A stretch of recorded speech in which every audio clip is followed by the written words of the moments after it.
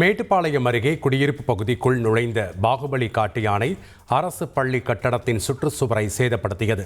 யானையை விரட்டச் சென்ற வனத்துறையினரை துரத்தி பின்னர் அவர்கள் வந்த வாகனத்தையும் சேதப்படுத்திவிட்டு சென்றது.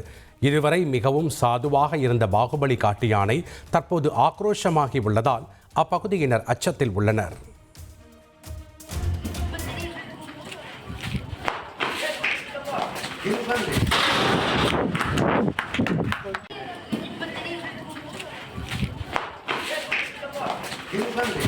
கோவை மாவட்டம் சிறுமுகை கூத்தாமண்டி வனப்பகுதியில் நோயால் அவதிப்பட்டு வந்த ஆண் யானை சிகிச்சை பலனின்றி உயிரிழந்தது.